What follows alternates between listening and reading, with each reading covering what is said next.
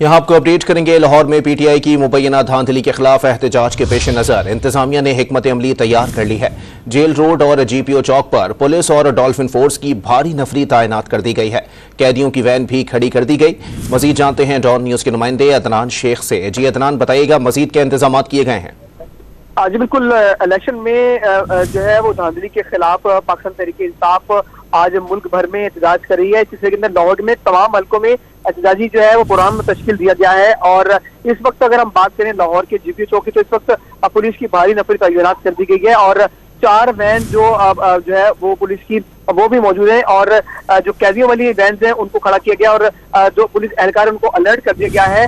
और जबकि अगर हम जेल रोड पे बात करें, जो पाकिस्तान तहरीक इंसाफ का मरकजी दफ्तर है, वहां भी पुलिस की भारी नफरी तैनात कर दी गई है और 2 पुलिस वैन वहां पर खड़ी भी है। और जो ताहम जो पीटीआई का दफ्तर है वो मुकम्मल तौर पर बंद है। कोई भी वर्कर इस वक्त नजर नहीं आ रहा था। हम तो वो 11 बजे का टाइम दिया गया था, लेकिन अभी तक कोई भी वर्कर जो है सामने नहीं आया है।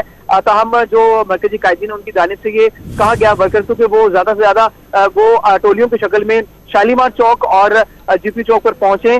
ताहम इस वक्त जो है अभी किसी भी जगह पर कोई भी वर्कर नहीं है। पुलिस एहलकारों ने और जो पुलिस अफसरान हैं, खुसूसन जो डीआईजी ऑपरेशन है अली नासिर रिजवी, उन्होंने कहा है कि हम किसी को भी कानून हाथ में लेने नहीं देंगे और अगर किसी ने पुलिस की वर्दी पर हाथ डाला तो आईनी हाथों से निपटेंगे।